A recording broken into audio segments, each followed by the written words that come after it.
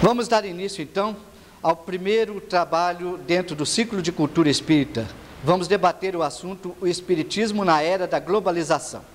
Para tanto, nós contamos com a presença do professor Antônio César Perry de Carvalho, da Unesp, ex-presidente da USE. De início, nós gostaríamos de lembrar que logo após a publicação do Livro dos Espíritos na França, Allan Kardec recebeu algumas cartas com manifestações extremamente favoráveis ao Livro dos Espíritos, partindo inclusive de religiosos. O abade de Lessani, por exemplo, escreveu que, observando-se as máximas contidas em O Livro dos Espíritos, nós teríamos tudo o que é necessário para tornar santo o homem na terra, e várias outras manifestações similares.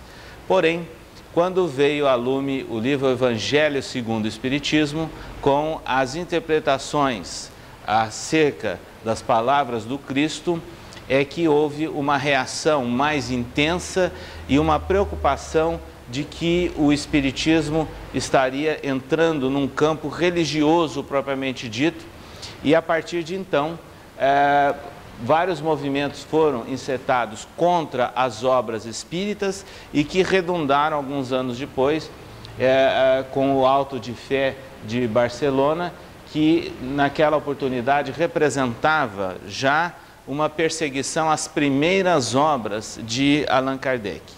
Pois bem, quando o Espiritismo chegou em nosso país, encontrou na capital do Império e logo depois na capital da República, os primeiros grupos espíritas sendo organizados, mas de uma maneira muito simples, informal, sem uma base propriamente dita para o entendimento da doutrina e para a organização do movimento espírita. E naquela época surgiam pessoas que queriam que o Espiritismo tivesse uma feição científica, ou seja, eles achavam que ciência era ter contato apenas com a mediunidade. E essa já é uma das questões que até hoje nós encontramos muito arraigada no movimento espírita. Quando se fala em ciência espírita ou quando se faz qualquer menção à ciência e espiritismo, está se pressupondo o trato das questões mediúnicas, esquecendo-se totalmente a existência das ciências sociais e que tem um repositório imenso dentro da própria doutrina espírita e que não deixa também de ser uma forma de ciência.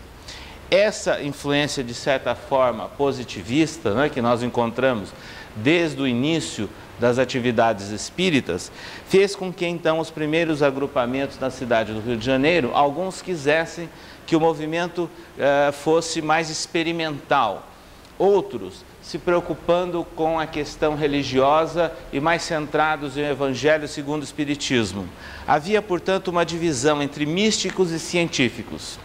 E foi exatamente dentro deste contexto que se destacou a figura de Bezerra de Menezes, e que naquela altura já era bastante conhecido na cidade do Rio de Janeiro como político, empresário, médico dos pobres, respeitado por todo o trabalho que executava, e ele, procurando atender às necessidades do movimento espírita da época, imprimiu, junto a uma das sociedades e depois a nascente Federação Espírita Brasileira, um programa de estudos sobre o Livro dos Espíritos, o Evangelho segundo o Espiritismo, e apoiando o movimento chamado Assistência aos Necessitados.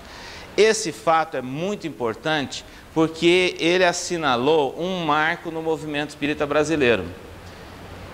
Ao mesmo tempo que a preocupação com o aspecto religioso, com a chamada prática da caridade, montando serviços de atendimento à comunidade. Isso foi copiado, vamos assim dizer, por várias lideranças espíritas brasileiras.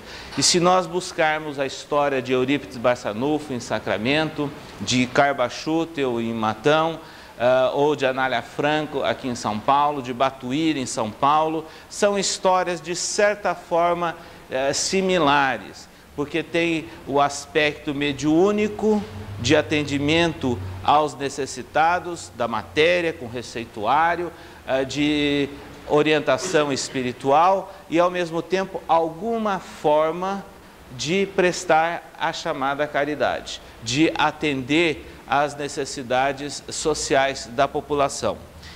Essa tendência foi se firmando de tal maneira no movimento espírita brasileiro que marcou, na verdade, todo o início das atividades espíritas em nosso país. De tal sorte que, por volta do ano de 1941, uma revista francesa chamada Le Fraterniste trouxe um artigo de um francês, Gabriel Gobron, que visitou o Brasil.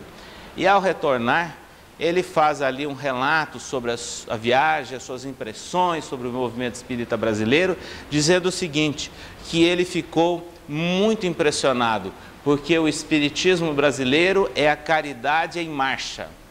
E mostrou que, naquela época, eram poucos os centros espíritas que, apesar de pobres, não executavam qualquer forma de atendimento aos necessitados. Simultaneamente a essa característica que já estava presente no movimento espírita brasileiro, começava a crescer a tarefa mediúnica de Francisco Cândido Xavier, chamando a atenção da população com polêmicas através da família e do processo, em torno das obras de Humberto de Campos, com outras obras que assustava de certa forma o movimento espírita, como o aparecimento da chamada série André Luiz e muitos outros livros que, na verdade, suscitavam muitas polêmicas no início do movimento espírita. E Chico Xavier não fugiu muito àquela regra básica de atendimento à comunidade, de total dedicação pessoal às pessoas necessitadas e se destacando, na verdade, por aquela produção intensa da obra psicográfica. Porém, nesse meio de tempo, o movimento espírita brasileiro tinha uma diversidade incrível, não é? Nós tínhamos na cidade do Rio de Janeiro uma federação espírita brasileira que, na verdade, era uma associação, uma instituição espírita antiga, tradicional, dentro do movimento espírita brasileiro.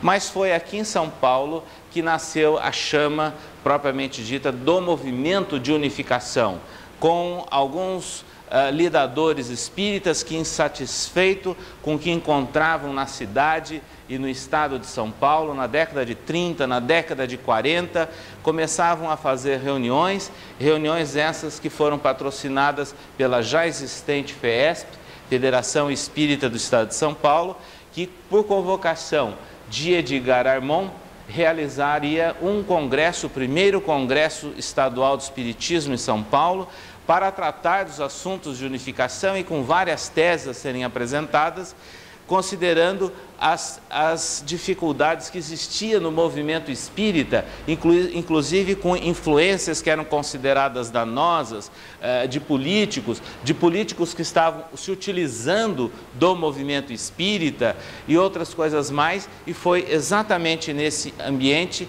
que foi fundada a USE, União das Sociedades Espíritas do Estado de São Paulo, que logo em seguida convocou e estimulou um primeiro congresso de unificação em 1948 aqui na cidade de São Paulo e que também gerou condições para que surgisse o Pacto Áureo junto à Federação Espírita Brasileira no Rio de Janeiro. Nós poderíamos dizer que a partir dessa data, com o chamado Pacto Áureo, é que a federação começou a agir propriamente dita na unificação dos espíritas, contando com representantes das várias federativas dos estados. Ao mesmo tempo que estava então crescendo uma ideia de movimento de unificação no movimento espírita brasileiro, as obras psicográficas de Chico Xavier ganhavam o grande público. E de tal maneira que os espíritas e as várias instituições espíritas que conheciam Chico Xavier, que visitavam rotineiramente primeiro Pedro Leopoldo e depois Uberaba, procuravam também fundar e imitar em suas cidades trabalhos exatamente iguais àqueles que eram encetados por Chico Xavier. A sopa, as peregrinações e outras formas de atividade de natureza assistencial. E foi na década de 60 que Chico Xavier teve uma grande oportunidade de se apresentar para o grande público, através também da cidade de São Paulo, na antiga TV Tupi.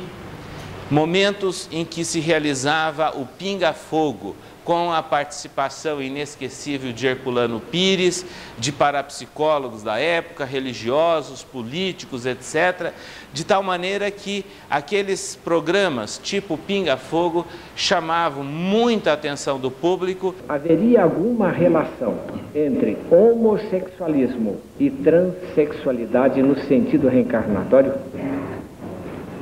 Na maioria dos casos, sim. Conquanto o serralho, na antiguidade, e as guerras de longo curso tenham estimulado determinado tipo de costumes menos construtivos. Mas não devemos desconsiderar de maneira nenhuma a maioria dos nossos irmãos que vieram e que estão na Terra em condições inversivas do ponto de vista de sexo, realizando tarefas muito edificantes ou em caminho de redenção de seus próprios valores íntimos. E foi por volta do ano de 1967, 1968, que Chico Xavier conseguiu uma grande audiência e a repercussão da sua obra foi intensa no Brasil inteiro, momentos em que ele dava informações, inclusive, não só criativas, como precursoras de mudanças que estariam acontecendo no mundo científico, não é? Opinando sobre transplantes, mas também dizendo que os transplantes abririam caminho para os implantes, para aproveitamento de outras peças de natureza plástica, etc., falando sobre o aborto e a solução da pílula anticoncepcional, falando sobre uma série de problemas que preocupavam o cidadão brasileiro naqueles momentos. E isso fez então com que a sua mensagem fosse bastante ouvida pelo Brasil afora, e Chico Xavier tornou-se não só conhecido, como respeitado por uma grande parcela da população brasileira. Simultaneamente, ocorriam também manifestações mediúnicas tipo médiuns de cura. Mas aqui eu gostaria de fazer uma comparação. Enquanto a obra de Chico Xavier e outros que atuaram na assistência social e na divulgação do livro conseguiram solidificar algum trabalho que deixasse raízes na cidade e uma região, é difícil nós localizarmos pelo Brasil afora algum trabalho levado a efeito por médium de cura, por mais notável que ele tenha sido, que tenha deixado raízes em termos de atuação espírita ou espiritualizante que seja na cidade. São fenômenos que desaparecem com a partida dessas pessoas e muitas vezes não deixam maiores reflexos nem para o movimento espírita e nem para a própria sociedade.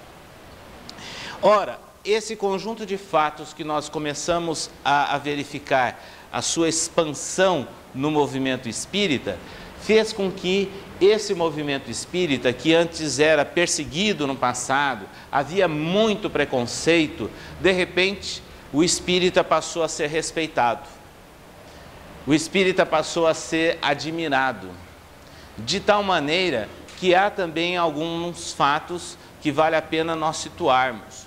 No início dos anos 70, por ocasião do governo Laudo Natel, houve toda uma alteração na política de saúde mental no Estado, com redistribuição dos doentes que ficavam depositados, vamos assim dizer, no complexo do Juqueri.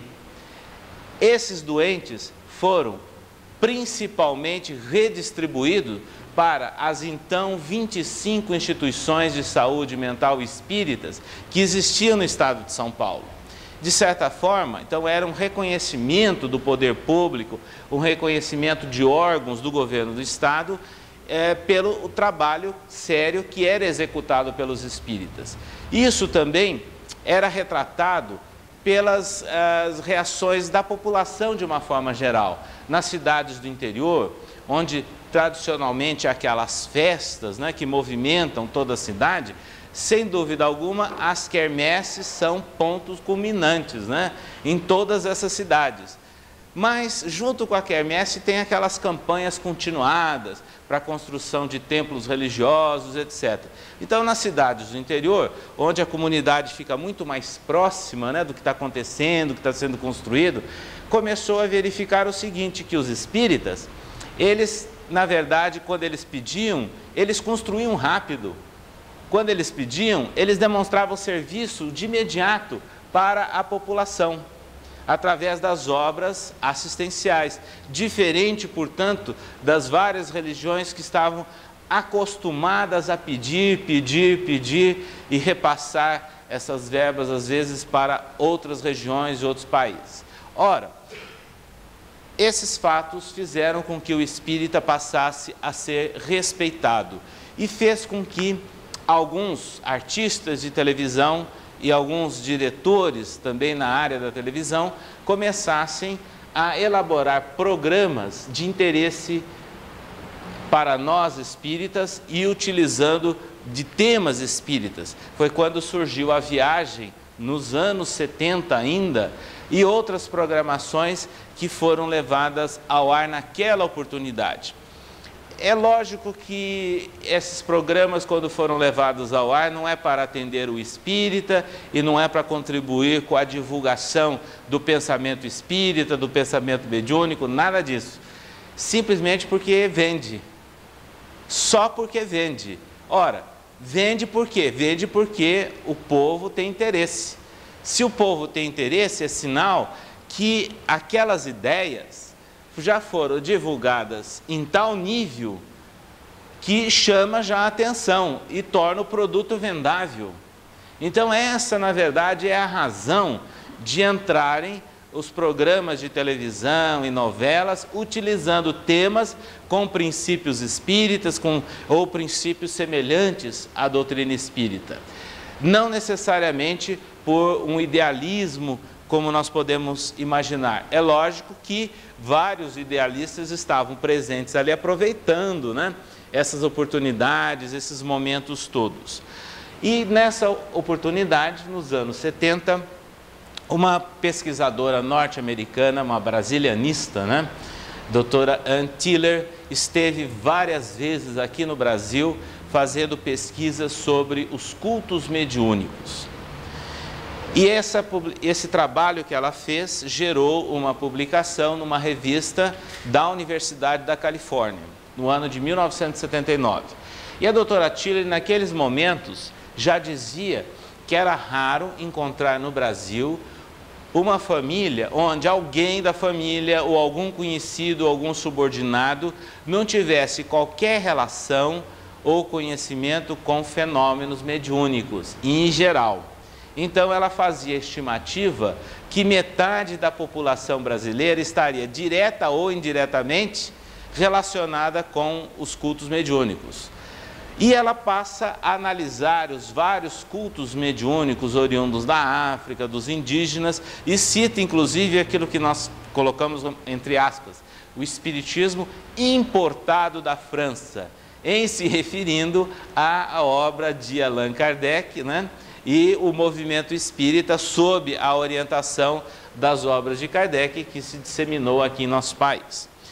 Pois bem, esses fatos que nós estamos verificando, o crescer deles em nosso país, culmina agora em nossos momentos, nossos dias, não só com a facilitação para a utilização de termos espíritas, isso já é bastante interessante, como também o aparecimento na mídia de novelas, de ideias espíritas, como também o uso político que se faz, né, das ideias e dos próprios espíritas, não é?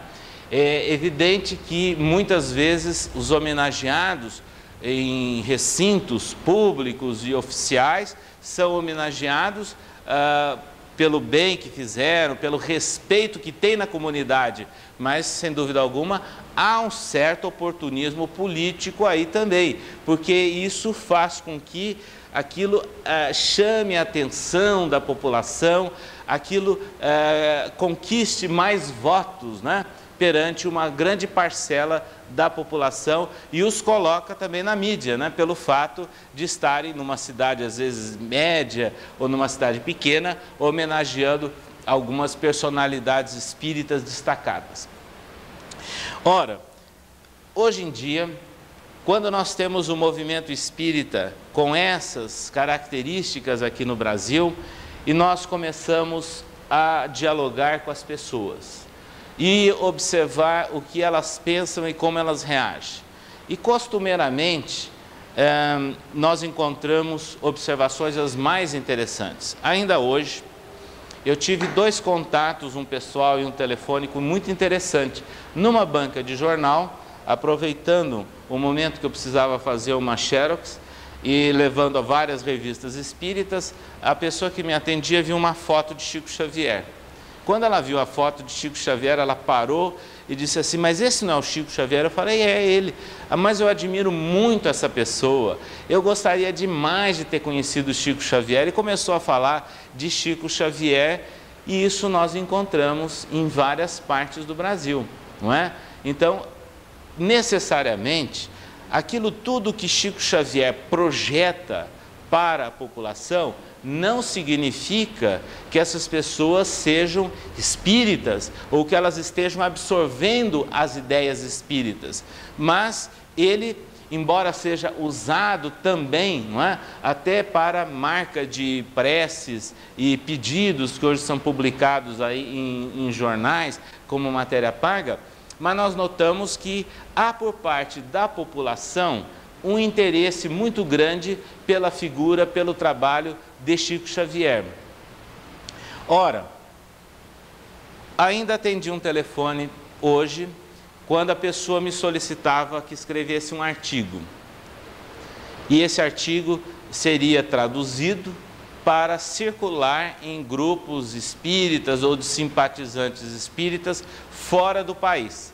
E aí ele me procurou pedindo que eu procurasse sintetizar algumas coisas que eu já escrevi em livros relacionando, né, fenômenos mediúnicos, ciências, etc., com personalidades e vultos da nossa história na área da ciência. E ainda ele lembrou: mas então eu estou te procurando, dizia ele, porque eu não gostaria que fosse um artigo piegas, tem que ser um artigo assim mais neutro, um artigo que mostre, né, a presença do fenômeno e como isso é visto pela doutrina espírita, mas com uma análise assim mais isenta, mais criteriosa, para que seja traduzido e usado em grupos estrangeiros.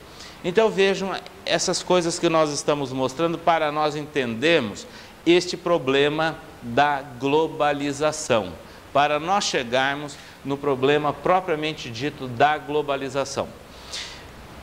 Quando, além de todas essas questões que nós já situamos, da evolução do movimento espírita brasileiro, fica claro, portanto, que o movimento espírita brasileiro, ele guardou nas suas marcas, nas suas bases, desde o início, as influências culturais e de tradição que nós temos das nossas famílias e do nosso povo. Ou seja, é uma formação basicamente católica. E o movimento espírita, se nós olharmos com bastante isenção, não a doutrina, mas como a doutrina ela é praticada no dia a dia do movimento espírita brasileiro, nós veremos que a tendência geral é de se absorver aquelas práticas, pensamentos e princípios do catolicismo, junto com a absorção dos princípios espíritas. Então, isso é bastante comum e há, evidentemente, que graus variados dessas interferências, né, de toda a materialização disso no movimento espírita. Mas é muito nítido, daí a razão de nós encontrarmos, não só na direção do movimento espírita, das casas espíritas de uma forma geral, a tendência desses dirigentes de se comportarem de uma forma autoritária e muito típica das lideranças de outras religiões, não é? Que adotam aquelas posições e determinações querendo controlar, vamos assim dizer, entre aspas, os fiéis, e até impedindo, né, que os seus fiéis participem de outras instituições, exercendo uma certa censura, um certo controle no comportamento das pessoas e no relacionamento delas. E depois, quando há algum problema ou quando alguém questiona qualquer um desses aspectos, então, com a maior tranquilidade, aquela antiga temeridade de se arder no fogo dos infernos, hoje ela é mudada para a obsessão. Então, todo aquele que não aceita aquelas determinações e orientações muito pessoais de espíritos encarnados e de espíritos desencarnados, são taxados de obsidiados, não é? Genericamente de obsidiados, porque estão sendo hereges, estão se rebelando, né, contra determinadas orientações. Então é essa característica que nós vemos no movimento espírita brasileiro. A outra característica, fruto de tudo isso que nós já falamos, dentro de traçando aí uma evolução, é a preocupação, evidentemente que nobre, notável, de se atender às necessidades da comunidade. E esse assunto ele é delicado, mas ele precisa ser colocado. Pelo seguinte, porque nós não vamos questionar que nós temos que trabalhar em termos de construção social. Todos nós temos compromissos com a sociedade. Isso é inquestionável.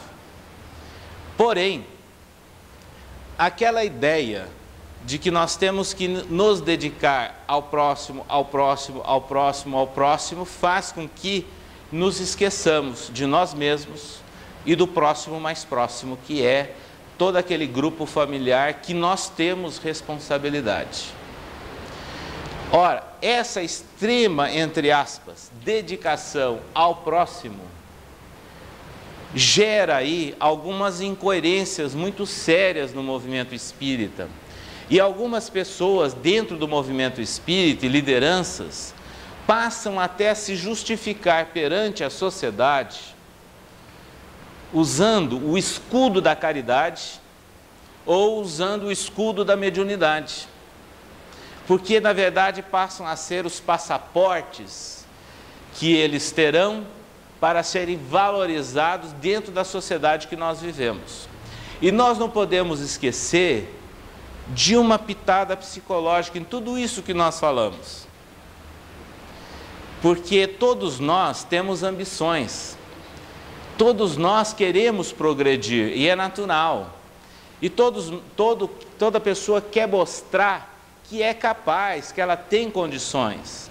Agora, alguns não tiveram a oportunidade nem de estudar e se destacar numa área intelectual e nem condições de se destacar numa área econômico-financeira. Então vejam, mas isso mexe com a mente de muitas pessoas, e de vez em quando nós encontramos no movimento espírita aqueles que não conseguiram nenhuma e nem outra e que querem conquistar o poder dentro do movimento espírita, exercitando, portanto, formas de controle. Há uns tempos atrás, andando por aí, eu fiquei chocado de assistir, prestando atenção, como um dirigente de centro simples, sem cultura nenhuma, ele se comportava como um comandante de uma esquadra na mesa, porque ele determinava que fizesse, acendesse, fizesse aquilo, a sequência chamava, controlava, assim como um comandante. No momento em que ele está investido do poder de ser o presidente do centro, o presidente da reunião. Então, essas questões estão todas imbricadas de tal sorte no movimento espírita, que a gente passa a ter uma diversidade muito grande aí de atuações nas nossas atividades. Pois bem, isso que nós estamos procurando mostrar, um cenário do movimento espírita brasileiro, que ele é bastante diverso, não é? E o movimento de unificação pena para ser entendido e também para ter propostas claras às vezes, porque em muitos instantes o movimento de unificação também tentaram usar dele para exercer controle, para exercer poder também, mas tem aqueles que não aceitam o movimento de unificação porque querem ser sempre os donos da verdade, não é? De estarem sempre usando da sua autoridade, controlando, entre aspas, os seus fiéis. Então aí nós lembramos de Allan Kardec, quando no Livro dos Espíritos, lá nas conclusões, ele traça aquela sequência de episódios para a evolução do movimento. O primeiro seria a fase da curiosidade, e que Allan Kardec considerava como se fosse superada. A segunda fase, o segundo período, seria a da filosofia. E o terceiro, da aplicação social ou das consequências. Na verdade, nós estamos com as três fases presentes hoje em dia, no movimento espírita como nas pessoas, no comportamento das pessoas. Porque o movimento espírita reflete o conjunto, evidentemente. Então nós estamos com as três fases. Então nós não vamos passando necessariamente de um para outro. Talvez na média, né, vamos ultrapassando aí algumas dessas etapas. Mas quando nós olhamos essa realidade do movimento espírita brasileiro, que tem em torno de 6.000 sociedades espíritas no Brasil, nós somos, no estado de São Paulo, só em torno de 2.000 e poucas sociedades espíritas. Nós representamos em torno de 4% da população declaradamente espírita, mais aproximadamente 20 a 30 milhões de simpatizantes pelo pensamento espírita, e essa é a razão que no dia a dia nós encontramos muitas pessoas que nos fazem perguntas ou nos fazem comentários utilizando o raciocínio espírita, utilizando algum pensamento espírita, às vezes colocando de uma forma inadequada o termo, o conceito, mas a ideia está lá presente, sem que haja o proselitismo. Pois bem, é com essas características então que nós temos que pensar agora num projeto globalizante.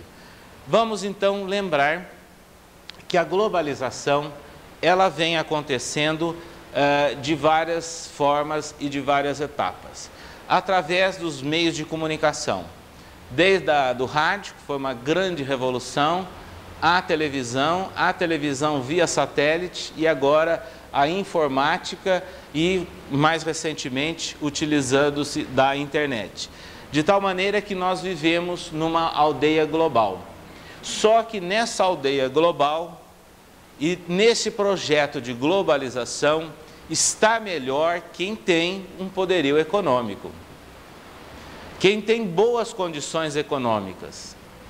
E o Brasil andou por uma variante histórica aí durante algumas décadas e perdeu, de certa forma, um bom trajeto do bonde da história. E aqueles países que eram contemporâneos dele em termos de desenvolvimento e que avançaram e o Brasil ficou para trás, estão hoje em situação melhor dentro de um projeto de globalização. Porém, ao mesmo tempo que há todo esse projeto de globalização em andamento e que na prática já funciona, não é? E com várias multinacionais utilizando-se disso, inclusive para a fabricação de grandes produtos. O avião Airbus, por exemplo, ele tem peças fabricadas na Inglaterra, na Alemanha, nos Estados Unidos, na França, mas o produto final é montado apenas na França, mas com componentes feitos em várias partes do mundo, onde a questão preço é o que fala alto, a questão relação produção e preço é o que fala alto. E a esse respeito, o Brasil tem tudo a perder no momento, porque todo produto brasileiro é caro e não tem qualidade, a grande maioria deles não tem qualidade. Então isso reflete o atraso em que nós nos colocamos, utilizando-se de políticas e de prioridades que eram inadequadas. Inclusive em termos de desenvolvimento do país de uma forma geral, que nós vivemos o verniz de um crescimento econômico balofo, superficial, mas sem ser acompanhado por um projeto de educação que assegurasse isso. Então foi aquela expansão indiscriminada de cursos superiores pelo Brasil afora, com várias conotações, inclusive aquela política ideológica para bipartir e separar grandes conjuntos universitários. E ao mesmo tempo sem ter massa crítica para formar todo esse pessoal, mas invertendo prioridades, porque nós não formamos o pessoal de nível técnico, o pessoal profissionalizante, e que é na verdade a chave para o grande salto de desenvolvimento dos países, e não necessariamente o investimento maciço no ensino superior, atendendo aquela política do doutor, né, em família como uma chave de ascensão social da família e de um determinado agrupamento e das próprias cidades, que é um status ter uma faculdade. Não interessa qual e não interessa se ela é boa ou se não é. O importante é que ela tenha a sua faculdade. Consequência disso, o Brasil, evidentemente, que está passando e continuará passando por maus bocados nesse projeto todo de sua inserção na globalização. E o movimento espírita nisso tudo? Nós já demos os indícios. O movimento espírita brasileiro, ele tem nuances extremamente católicas e muito afeito à assistência social. Agora, quando nós olhamos para a América Latina, nós poderemos dizer o seguinte: o que é o movimento espírita argentino? Tem em torno de 300 sociedades espíritas, de características mais filosóficas, menos religiosa e menos assistencialista. E lembrando que a própria cultura do povo argentino, ela é superior do que a do brasileiro. Ela só perdeu com a sequência de regimes militares deles lá. Perderam o progresso, mas não perderam ainda, em vários momentos, não perderam a posição para o Brasil ainda não. Uruguai, 5, 6 centros no país inteiro. Colômbia e Venezuela, em torno de 30 centros, cada um desses países. Os países andinos, praticamente não há centro espírita, embora tenha toda uma cultura pré-incaica, nitidamente imortalista, reencarnacionista, etc. E quando nós olhamos para os países desenvolvidos, Estados Unidos, nós verificamos o seguinte: o movimento chamado movimento espírita americano funciona na base dos latino-americanos que estão lá. Nós conversamos não faz muito tempo com um desses líderes e ele nos disse que americano propriamente dito, ligado a entidades espíritas, chega em torno de uma dezena. O restante são latino-americanos que estão fazendo, alguns até vivendo lá de uma forma irregular, outros fazendo cursos, fazendo pós-graduação, etc., mas são latino-americanos, tanto que a maioria das reuniões são feitas em português ou espanhol. Quando nós olhamos para a Europa, nós encontramos na Inglaterra 6 sociedades espíritas, funcionando também basicamente com algumas lideranças brasileiras e pouca frequência e liderança inglesa propriamente dita. A mesma coisa acontece na Alemanha, a mesma coisa acontece na França. Só em Portugal e na Espanha é que nós temos lá alguns agrupamentos espíritas nativos, vamos assim dizer. Agora, outra questão. O povo anglo-saxônico tem uma certa aversão ao religiosismo da forma como nós entendemos. Mesmo os ibéricos e os italianos, eles têm muita reserva ao Vaticano e à Igreja Católica, considerando os malefícios que a Igreja praticou ao longo de 2 milênios em território europeu. Isso está muito marcado. Então existe uma certa rejeição. Então tudo aquilo que nós encontramos no Espiritismo e que muitos de nós podemos nos jactar aqui no movimento espírita brasileiro, para eles olham com uma certa reserva. E também a questão da assistência social. Em muitos desses países a assistência social não é tão necessária como a nossa. E não tem a mesma proposta que a nossa. Então nós não podemos pegar o movimento espírita que nós conhecemos e querer transplantar e levar para esses locais. E que é exatamente isso que, infelizmente, muitos brasileiros que se colocam na posição de conferencistas, de divulgadores, de expositores espíritas e que se propõem a fazer palestras no exterior, porque isso dá status, não é? Querem levar exatamente a fórmula brasileira que não é aplicável a esses países, nem na América Latina. Em outros países da América Latina ela não é aplicável. E é nessa hora, então, que nós nos lembramos de uma reunião que aconteceu aqui no Brasil, do Conselho Espírita Internacional, e que estavam presentes vários representantes do exterior, de várias partes, e de repente um brasileiro muito bem intencionado, de muito valor aqui em nosso país, mas daqueles exaltados, entusiasmados, uma hora ele pediu a palavra e começou a fazer a apologia do Brasil, coração do mundo, e que o Brasil tinha muito a oferecer para aqueles países. Todos se ofenderam. Porque, muito embora eles respeitem o movimento espírita brasileiro e querem receber muita coisa do movimento espírita brasileiro, eles não querem hegemonia. E culturalmente, não nos esqueçamos, nós somos latino-americanos e brasileiros. Não é com oba-oba e com risinho e com gracinha que nós vamos conquistar o mundo. Nós só conquistaremos o mundo a hora que nós tivermos mais seriedade no Brasil, em termos políticos, administrativos, mais formação da cidadania, e sem ficarmos de pires na mão, tivermos realmente um país desenvolvido e junto com tudo isso e dentro de um projeto cultural, o Brasil possa realmente representar-se como o coração do mundo e ser a pátria do Evangelho na sua conduta, no seu dia a dia. Mas todos os nossos índices nos demonstram que esse projeto está difícil ainda de nós chegarmos lá. E esse projeto não cola nem para a comissão que selecionou a Olimpíada.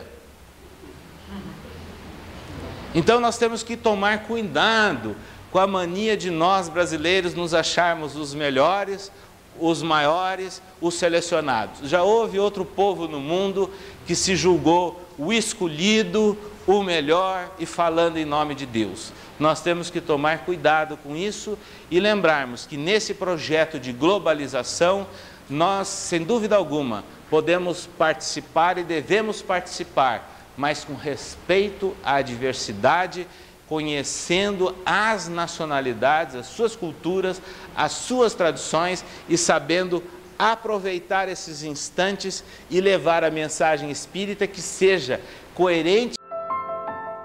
Há uma reação natural, cultural, na Europa em relação ao religiosismo por causa da influência do catolicismo. Você disse que há uma reação natural pela forma com que o brasileiro assume uma postura de dono do mundo e pátria do Evangelho. Agora, o que eu pergunto é o seguinte: despindo esse aspecto do religiosismo e do assistencialismo na análise da aceitação desses povos. A ideia espírita, a proposta espírita, nos seus aspectos de fundamento, tem aceitação? Essa rejeição, né, ao catolicismo, ela é muito típica do povo europeu de uma forma geral, né? Eu me recordo que há uns anos atrás eu fiz uma viagem mais longa de táxi dentro da cidade de Roma e o motorista nos contou todos os podres, não é? Do sistema lá do Vaticano, e que anos depois estourou naquela questão de um dos bancos e as empresas, etc. Aquilo já era do domínio público, e então tudo isso é muito sentido pelo povo, né? Então não é sem razão que o Partido Comunista Italiano era, há uns anos atrás, o maior partido comunista do mundo fora da União Soviética, nas barbas, né, do próprio Vaticano. Agora, tirando tudo isso, as pessoas absorvem sim. A Janet, que é de Londres, né, ela sempre comenta que o inglês, ele gosta de escutar palestras sobre fenômeno, com explicações lógicas, mas reage com aquelas palestras assim, mais sentimentais, mais emocionais, em torno do Cristo, da figura do Cristo. Então é a questão da abordagem de temas, inclusive ela fica muito clara, não é? Então eu acho que por isso que a gente tem escutado, tem visto alguns locais, era questão de modular a informação e o enfoque, ser mais crítico e racional, como era Kardec, né? E ele não tirava o aspecto religioso, mas nas suas abordagens ele não era nada sentimental.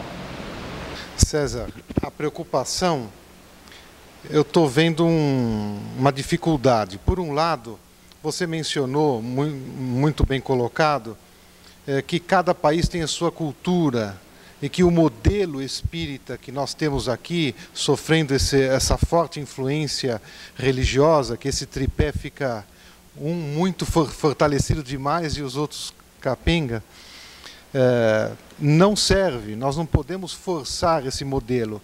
Isso está muito claro. Agora, por outro lado, nos preocupa que de repente o espiritismo possa ser desenvolvido de uma forma tão diferente que vá criar variantes, como o protestantismo criou variantes.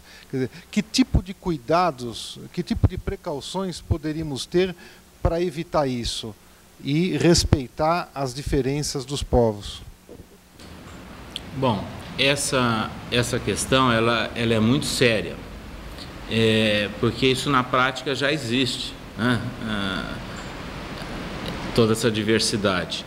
E quando começaram a acontecer as primeiras reuniões para formar um Conselho Espírita Internacional, alguns grupos estrangeiros pensavam, inclusive, em formar uma Federação Espírita Internacional. E isso foi vencido.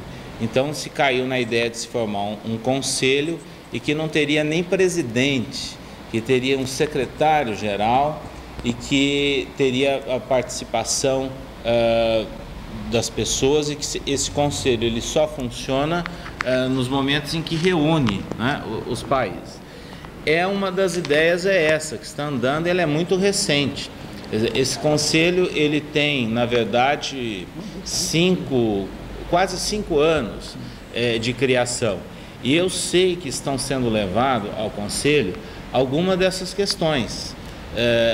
Por exemplo, há um determinado grupo aí da Europa, onde eles têm todo um ritual espírita, inclusive com cortejo, com uso de uniforme, sabe? E, na verdade, é um movimento espírita de destaque, inclusive na Bélgica. Na própria França, na verdade, os grupos que estão assim mais fortes em termos de prática espírita é o do Roger, né, na cidade de Tours, e da Cláudia Bonmartin, que é brasileira. mas que ela incorporou, ela vive na França há muitos anos e procura realizar um trabalho sério. Mas mesmo assim, ali na região, fica claro, por exemplo, a questão da visita ao túmulo de Kardec. Não é? O túmulo de Kardec, ele é florido diariamente, as flores são renovadas e é um ritual. Então nós percebemos, nós estivemos lá em 2 oportunidades e percebemos que as pessoas que vão ali procuram o túmulo como se estivessem visitando um santo milagreiro, sabe? Há uma pessoa assim muito popular, inclusive oram colocando a mão sobre o ombro esquerdo do busto que está desgastado ali naquela região. Então isso tudo já está acontecendo. Eu não vejo outro caminho senão um diálogo mais franco que está sendo tentado com esse Conselho Espírita Internacional e sem maiores, sem se forçar. E nesse conselho é que está aparecendo também muita reclamação de brasileiro, né? que comparece nesses locais dando ideias próprias, receitas próprias sobre o movimento espírita e querendo levar uma visão tipicamente brasileira para todas as regiões que eles têm visitado. Então, esse conselho é um caminho. Professor, eu tenho 2 questões. A primeira pergunta é simples. O Brasil é o país mais desenvolvido na condução da doutrina espírita em relação ao mundo? A segunda é: a unificação e a globalização é uma mão única? Caminham em paralelo? Ou uma deve vir antes da outra? Gostaria que o senhor explicasse. Bom, essa questão do Brasil ser o mais desenvolvido é inquestionável. Agora, o Brasil tem características que o distinguem de todos os países do mundo, não é? O Darcy Ribeiro, como antropólogo, escreveu um livro extremamente interessante, O Povo Brasileiro, publicado há cerca de 2 anos atrás, onde ele chega a tocar em assuntos muito semelhantes àquilo que Irmão X fala pela psicografia de Chico Xavier, né, dessa miscigenação de povos, etc., onde ele mostra que nós estamos desenvolvendo um projeto de uma nova civilização, de um novo povo. Ele usa o conceito, inclusive, de povo transplantado, que o Brasil não tem essas características, que nós tivemos uma formação tríplice, não é? E com depois a grande influência de várias correntes migratórias. Então essa característica do Brasil é totalmente diferente. E ele compara, por exemplo, o Brasil com outros países da América Latina.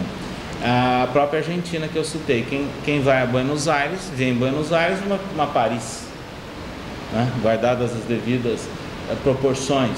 E a cultura deles também é uma cultura europeia, e lá não tem aquela amalgamação étnica que nós temos aqui no Brasil, principalmente na região de Buenos Aires. Então ele diz que ali é um povo transplantado da Europa.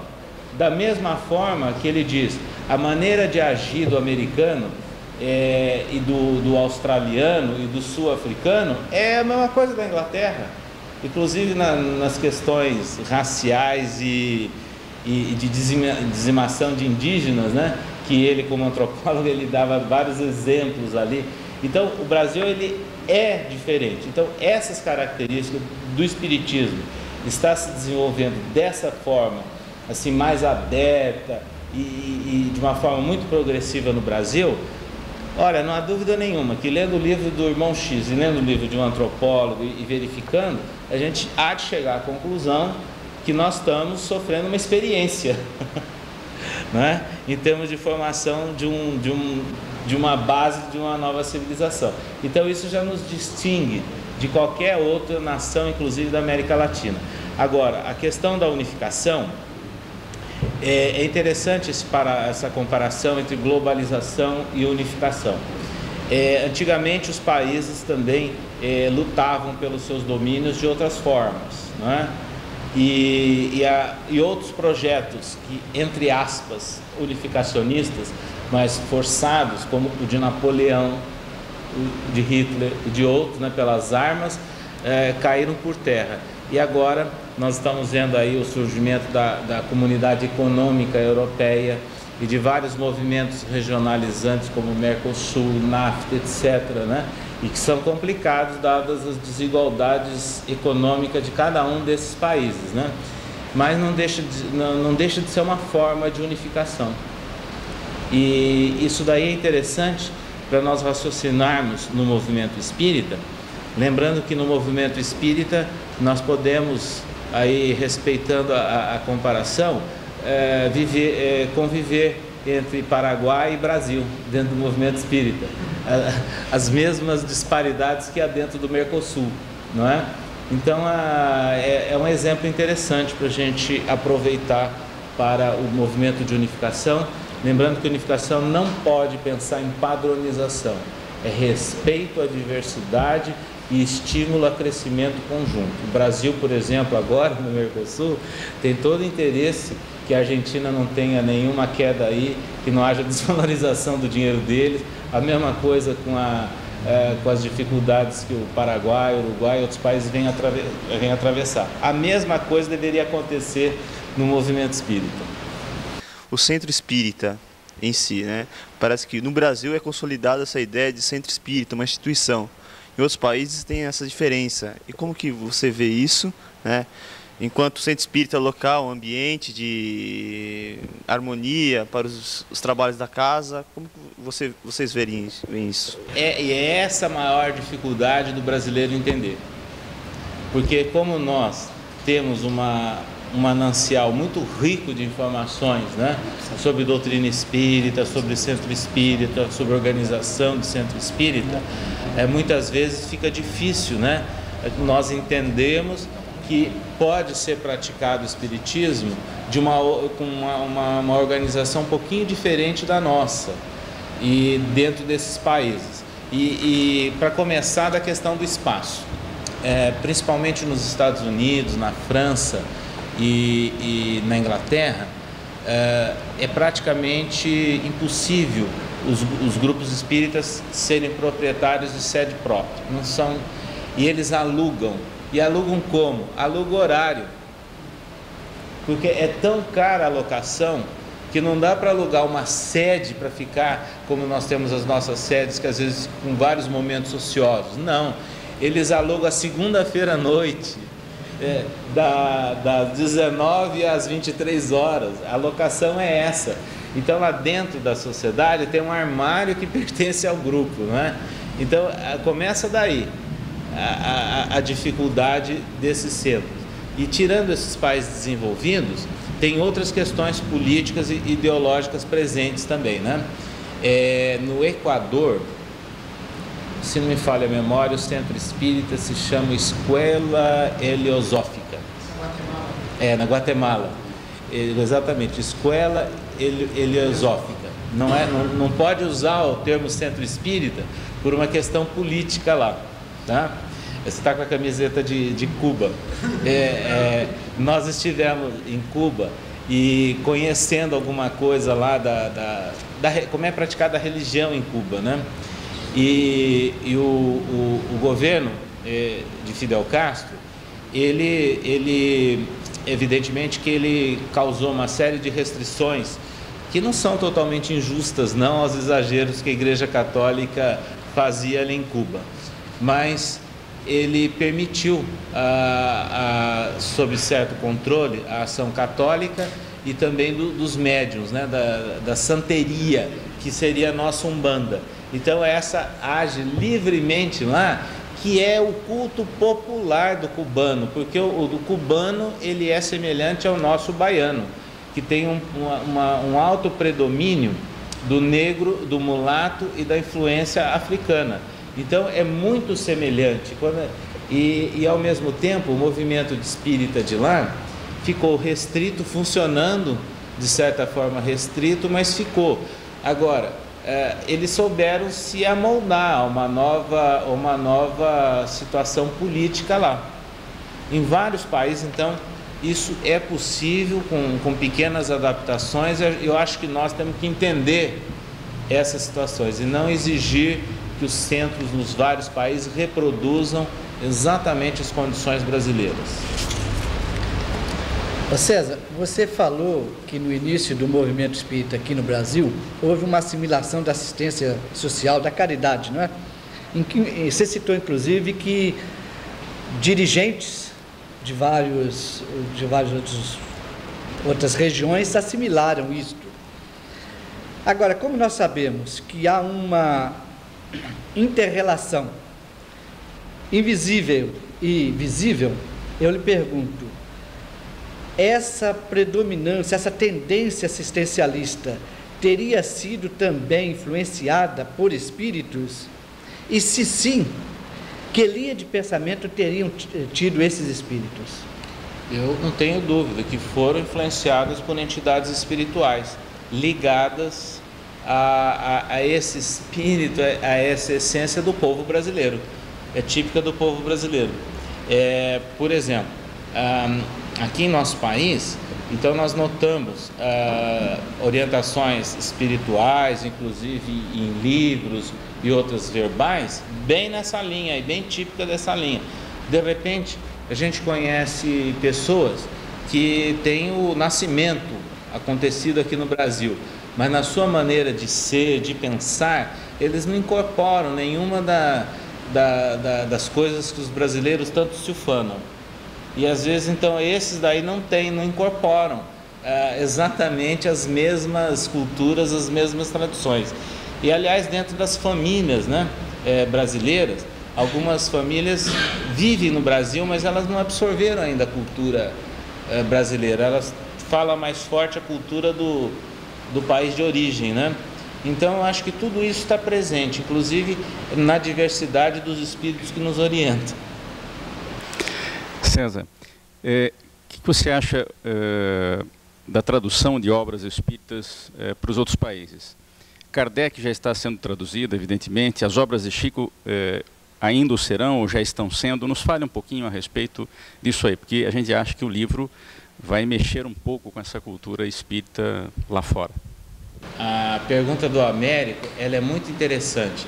E nós nos recordamos agora do Wallace Rodrigues, que foi editor do Clarim, né, durante muito tempo, foi um grande batalhador, e ele verteu um daqueles livros menores, psicografado por Chico Xavier, para o francês. Isso no começo dos anos 70. E depois esse livro foi um insucesso total de vendagem. Total. Então eu vou trazer o exemplo, é o seguinte. Não é qualquer livro que deve ser vertido para o exterior. Então, essa é a questão que a gente tem que pensar bem. Eu encontrei uma pessoa brasileira, inclusive, aqui, bem nos fundos do Brasil, aí, questão de um mês atrás, ela disse assim, eu não sei por que me fizeram ler o Evangelho segundo o Espiritismo primeiro. Eu detestei. Eu só fui entender o Espiritismo quando eu li o Livro dos Espíritos. Então vocês vejam que essa é a tendência nossa brasileira, de colocar na frente o Evangelho segundo o Espiritismo. Então, em primeiro lugar, não é a lógica de Kardec, começa daí. Quer dizer, é a lógica incorporada da cultura e da tradição do brasileiro. Depois, há essas diferenças individuais.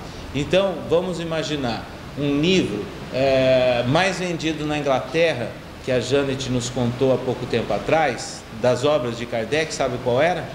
A Gênese. Que não tem nem versão recente lá para o inglês. Eles vão xerocopiando a Gênese. E é dos mais vendidos lá, né? Então, cada povo tem assim um certo interesse, uma certa tendência. Por exemplo, o Nosso Lar, ele tem uma certa característica com aqueles livros que hoje são muito vendidos, né? Nos Estados Unidos, alguns livros espíritas lembram, né? Aquela linha hoje que representa aí uma explosão de vendagem nos Estados Unidos. Mas não é qualquer livro de mensagens, jamais. Esses ditos romances espíritas aqui do Brasil, jamais não é? Então, nós temos que pensar como é que é a cultura de um povo e o que pode ser adaptado. E aí vem a questão da língua. Há pouco tempo atrás surgiu um problema sério. O Livro dos Espíritos, ele foi feito a versão para o português, por exemplo, numa linguagem que não é o português corrente de nossos dias. A edição mais antiga, a versão mais antiga do Livro dos Espíritos. E a edição inglesa do Livro dos Espíritos, que foi comercializada no século passado, também ela adota uma linguagem que hoje não é o inglês corrente. Então, nos Estados Unidos, fizeram uma nova versão e foi lançada a questão de 1 ano e meio atrás. Só que quando eles fizeram a nova versão, ao invés de só atualizarem o inglês, alteraram algumas palavras, alteraram profundamente. Então, esse é um risco que o tradutor corre também, não é? Ou um grupo de tradutores. Então, agora, da sua pergunta, que eu acho muito importante, é que não é qualquer livro que vale para qualquer país. Eu quero retomar essa pergunta a respeito do espaço onde se pratica a doutrina, e que em alguns países, é claro, não tem essa disponibilidade que nós temos de termos já uma casa fixa, etc. E eu perguntaria, então, o seguinte: essa disponibilidade que nós temos não está também arraigado ao catolicismo ou a outras doutrinas que precisam de um templo santificado e que representa uma mística muito grande, e que aquele espaço não pode ser, por exemplo, conspurcado, e agora eu puxo a brasa para a nossa sardinha, pelo teatro, que à tarde ensaia lá o teatro e à noite vai ter o trabalho espírita, que coisa terrível vai acontecer ali. Não seria isso? Eu acho que é exatamente essa a ideia. Nós adotamos, né, a ideia do templo pesado, né, bem marcado, bem, com os limites bem definidos, e inclusive nos preocupamos excessivamente com sede às vezes. Houve no movimento espírita brasileiro uma certa facilidade de construção de sedes e de instituições assistenciais quando houve a grande explosão do movimento espírita nos anos 50 e anos 60. Em consequência, hoje nós temos obras imensas, alguns elefantes brancos, aí, algumas obras que ficaram muito caras a sua manutenção, não é? Justamente porque não há uma otimização e um aproveitamento do espaço com outras formas de trabalho. Sem dúvida alguma, isso traduz sim um pensamento, uma proposta religiosa anterior. Na atualidade, Sérgio, como é que nós aceitaríamos a ideia de Kardec de que a doutrina espírita toca em todos os ramos do conhecimento humano? Ele já tinha uma antevisão do espiritismo dentro de um contexto mais global, quando fez essa afirmativa? Eu acho que sim, porque Allan Kardec era um grande intelectual acima de tudo, antes de trabalhar especificamente na sistematização dos princípios espíritas. E ele sabia exatamente de todo esse interrelacionamento com a ciência. Inclusive, ele deixou claro isso naqueles capítulos iniciais do livro A Gênese, né? Quando afirmou que se algum dia a ciência demonstrasse que o espiritismo estivesse em erro a respeito de um ponto, ele deveria se voltar sobre aquele ponto. Então, há coisas que nós temos que lembrar sempre disso e não ficar imaginando que é o espiritismo que está iluminando a ciência. Aliás, a grande parte da ciência desconhece a existência do espiritismo, da forma como a coisa é feita hoje, não é? Então, é a própria marcha do progresso, o próprio desenvolvimento científico que está levando a descobertas sensacionais e que robustecem os princípios espíritas e as ideias espíritas. Então, aí eu bato numa tecla que eu defendi naquele livro meu, Entre o Espírito e a Matéria, que o cientista também é um iluminado, também é filho de Deus e também pode agir como médium em muitos momentos. E ninguém melhor do que ele, que está trabalhando insistentemente com algum assunto, que está se dedicando, que está com seus radares, todas as antenas ligadas para captar o que há no universo e de encontrar soluções, né, até inspiradas, e ter momentos de insight.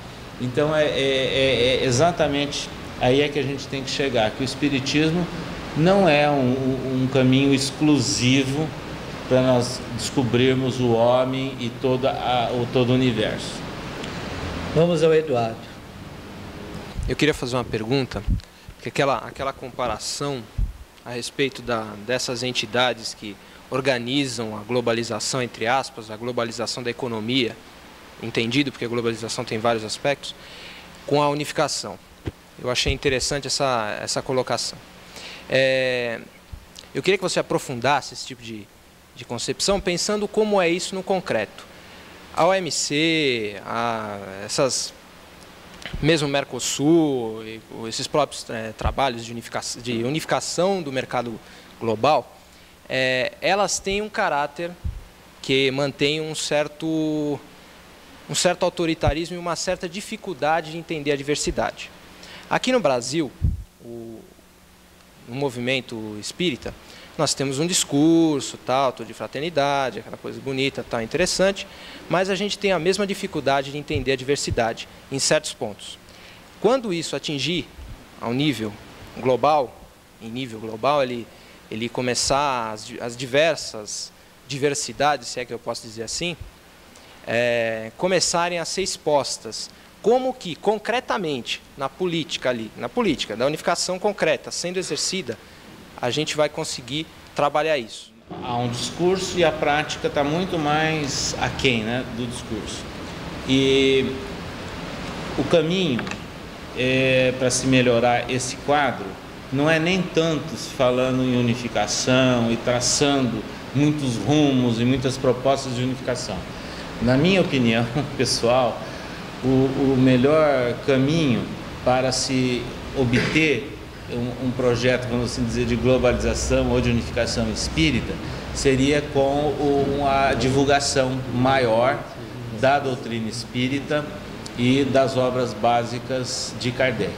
Então eu acho que é pelo estudo, pelo conhecimento, é que nós temos melhores condições de aumentar o grau de conscientização, de conhecimento das pessoas e até de realização conjunta de propostas e de convivência dentro dessa diversidade.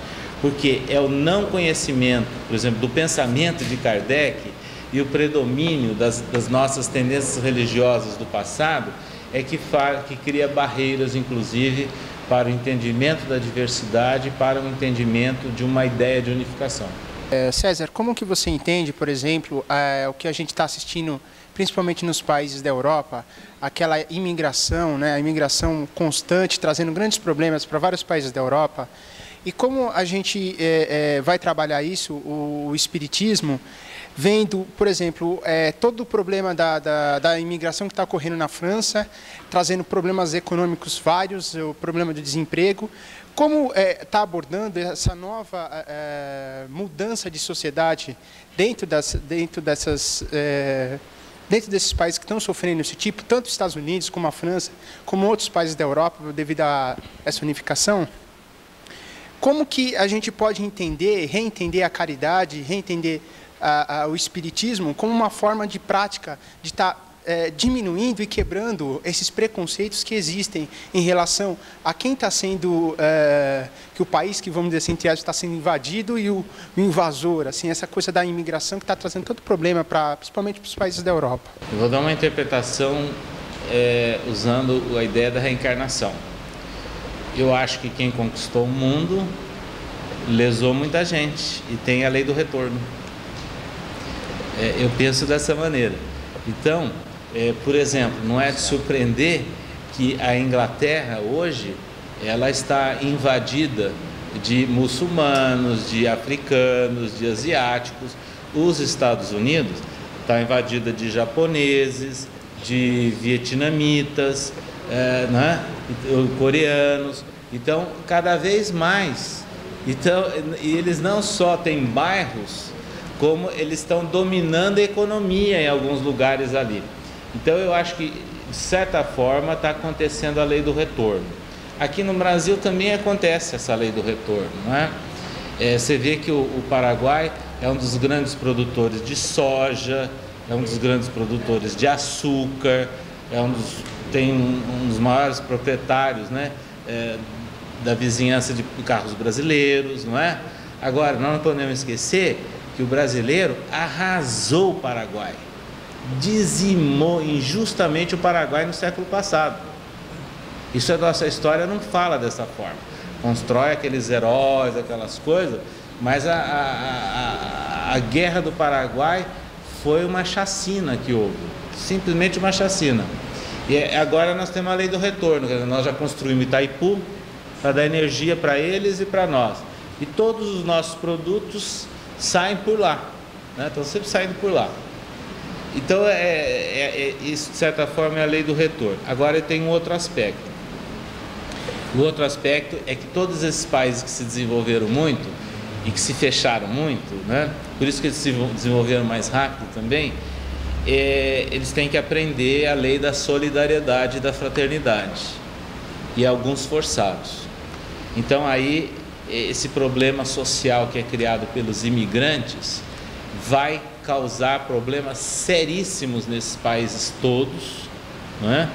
E sem dúvida alguma é uma forma deles começarem a entender a dificuldade dos outros e de buscarem outras soluções também, e saindo daquele mundo perfeito em que eles se encontravam. Perry, tomando casualmente entre milhares de exemplos, não é? Que eu peguei do jornal do Estado, eu li aqui, olha, para montar um raciocínio rápido. Centro Espírita, Sol do Oriente, joga-se búzios, não é? Tarô e moeda chinesa, faz-se qualquer trabalho, desmancha qualquer demanda, simpatias do amor, prepara-se patuá, resolvemos qualquer problema, marcar consulta pelo fone tal. Muito bem. Segundo, partindo daquele raciocínio que você nos trouxe, que Kardec tinha, no tempo dele, previsto a árvore do Espiritismo, no período da curiosidade, período filosófico, período religioso, período filosófico, período de luta religioso, não é? E um quinto período que receberia um nome apropriado, e um sexto período final que terminaria com o período da renovação social.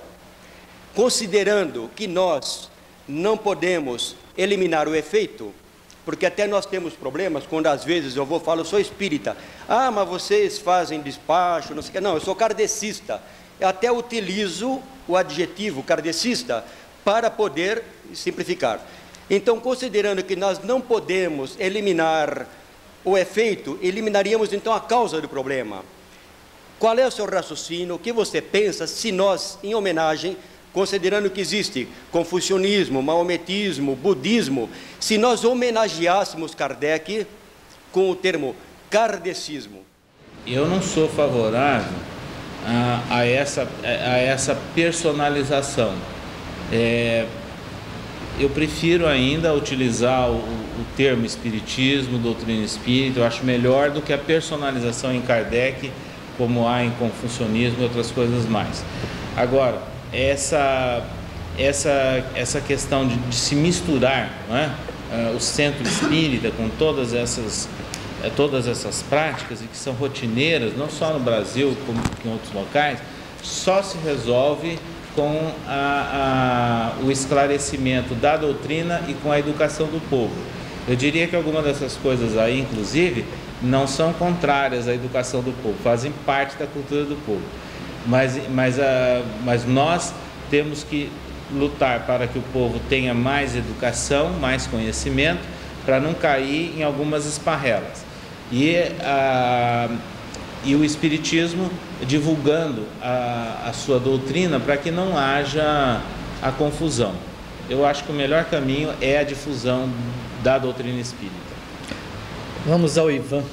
Perry, voltando ainda ao religiosismo exagerado, que é uma prática constante do espiritismo no Brasil, e como atenuar ou como melhorar essa situação, será que o caminho não seria atuar nos outros dois pés, isto é, atuar mais na área da filosofia e na área da ciência, fomentando pesquisa, fomentando estudos mais aprofundados, discussões, ou mesmo cursos, né?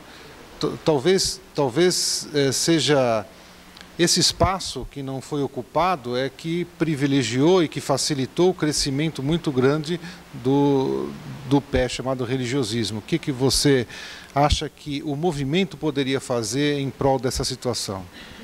Por exemplo, a proposta de cursos dentro do movimento espírita, ela é praticamente recente, ela tem pouco mais de 40 anos e surgiu com aqueles cursos iniciais aqui apresentados por Edgar Armon em São Paulo, né?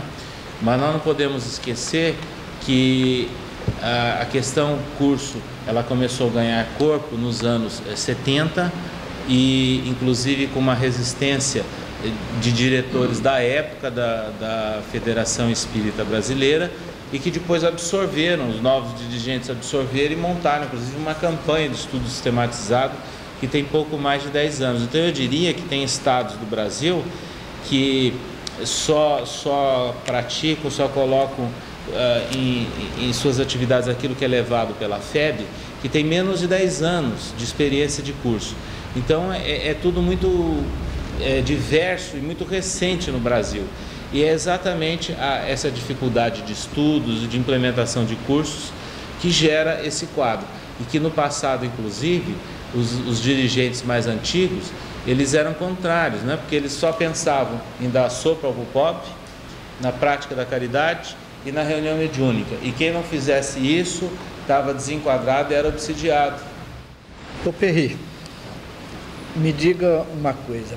Quando você falou na sua exposição aí da questão do fenômeno de cura e me deixou com o fígado aqui meio atingido.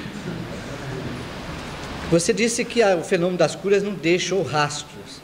Então eu lhe pergunto, como classificar o interesse despertado, por exemplo, sobre Arigó, na comunidade científica internacional, que pesquisou o fenômeno, que gerou literatura sobre o assunto e que divulgou o tema para o mundo? Como é que a gente classifica isso? Bom, então vamos deixar mais clara a questão. Esse foi o produto bom deixado por Arigó. Foram as pesquisas feitas por alguns cientistas, principalmente americanos, né, que vieram aqui e que produziram filmes, produziram livros, etc. Agora, o que eu me referi é que esses médiuns de cura, eles não deixam para o movimento espírita, assim, algo de concreto, de base, para o movimento espírita de uma cidade da região. O Arigó, sem dúvida alguma, deixou sim essa contribuição nessa área de estudos e com obras que projeto até hoje. Eu estava evitando entrar num assunto que me parece polêmico, mas quando eu divulguei lá na USP a palestra, eu divulguei para alguns amigos meus que são sindicalistas, e um deles até da CUT disse que viria, porque ele disse: eu já fui espírita, hoje não sou. E ele não veio. Eu gostaria que ele fizesse a colocação que ele fez. Ele disse: provavelmente vai se falar de globalização, mas vocês espíritas não falarão nada do que a globalização, essa palavra, com uma ideologia carregada que ela tem, vem trazendo de desgraça no mundo inteiro, que é o caso de desemprego, que é o caso de cada vez maiores lucros e menos salários para o operariado, enfim, coisas que têm de preocupar também o espírita. E você, o que é que você acha disso tudo? Eu prefiro andar com o pé no chão. E eu acho que na posição que nós espíritas nos encontramos dentro do próprio país, Brasil, sem representatividade política, como espíritas, quer dizer, nós temos um ou outro representante atuando politicamente, porque o espírita ele sempre agiu não só de uma forma muito conservadora, como contrária à atuação política partidária e, inclusive, execrando candidatos que são espíritas. Então, no Brasil, que é o país mais espírita do mundo, eu diria para você que hoje, o pé no chão, nós não teríamos como influir assim mais decisivamente ou em alguns pontos chaves, levando uma contribuição de espíritas. E até usando o outro caminho, usar a forma da manifestação popular, de abaixo-assinado, até naqueles momentos pré-constituintes de quase 10 anos atrás, houve muita dificuldade para se coletar assinatura de espíritas, de se arregimentar tudo isso, e muitas listas chegaram até muito fora do prazo, não foram nem aproveitadas e preenchidas de uma forma adequada. Então, no Brasil, o país mais espírita do mundo, politicamente, nós somos quase que desprezíveis, pela posição que nós nos colocamos. O que acontece é que nós temos em alguns locais, em alguns estados, alguns espíritas mais ativos que levam a contribuição e o pensamento espírita para essas questões. E não há dúvida nenhuma que a globalização, ela está gerando e vai gerar mais problema social, sim. E vai gerar, principalmente em países como o nosso. E nós vamos entrar numa situação complicada, porque ou você participa e poderia melhorar, ver formas de melhorar esse processo, de resolver o desemprego, ou se não participa do projeto de globalização, que no momento é sem volta, nós estamos à margem do mundo. Então é complicado, mas eu não vejo de uma forma nada otimista no momento, não, essa participação de espíritas, considerando toda essa tendência que tem se firmado. Leiam a entrevista com o deputado Alberto Calvo, que saiu no Dirigente Espírita, que nas entrelinhas ele está dizendo isso. Ô Perry, estranhamente, o assunto dos últimos dias desse mundo globalizado não foi abordado aqui hoje, que é o problema do clone. Agora, eu queria tocar num assunto aqui para ver a sua opinião sobre essa questão.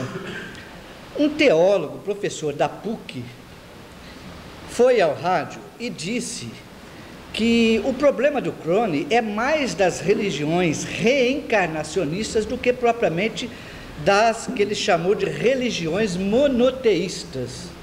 O que você tem a dizer sobre isso? Realmente, para nós é que causa uma certa dificuldade, né, de interpretação, o que acontece com um princípio inteligente, o que aconteceria com o espírito reencarnante, se isso fosse feito no ser humano e outras coisas mais. Porque para as outras religiões, eles não entram no detalhe. Quer dizer, eles não entrando no detalhe, como se todo espírito, todo ser fosse criado no momento da concepção. Então, para eles realmente não tem problema. Para nós é que há uma certa preocupação, e sai um livro, não faz muito tempo não, acho que é Genética Espiritual, de Eurípides Kuhl, foi publicado pela FEB, mas ele entra mais naquelas questões genéticas de aprimoramento. Ele, se me fala a memória, ele é botânico, biólogo, então é mais assim na área do melhoramento vegetal, de aplicação inclusive para comestíveis e coisas mais, muita coisa interessante, mas o livro ele ainda deixa a desejar quando entra nas questões humanas. Particularmente, eu sou favorável que prossigam pesquisas com animais. Eu acho que se não for feita pesquisa com animal, e nós perderemos várias oportunidades de progredir e de conhecer, inclusive, a respeito do próprio homem. O que deve haver é legislação rígida, como há no Brasil, com relação à experimentação em humanos. Há países que não têm, não é? uma experimentação rígida com relação a seres humanos. Mas com animal, eu tenho a impressão que sob controle, com toda a questão da biossegurança, da bioética, etc., deve ser feita, sim, alguma experimentação para trazer mais conhecimento para nós e eventuais aplicações indiretas para o homem. Então, para encerrar, Perry, você tem aí mais 1 minuto para as suas considerações finais. Agora, se isso nos traz preocupação, nós também não podemos esquecer que há um planejamento, né, do mundo espiritual e que provavelmente isso reflete o nosso próprio estágio, a nossa própria condição espiritual ainda precária, típica de um mundo onde há o predomínio ainda de conquistas e de ações ainda maléficas e que deixam a desejar.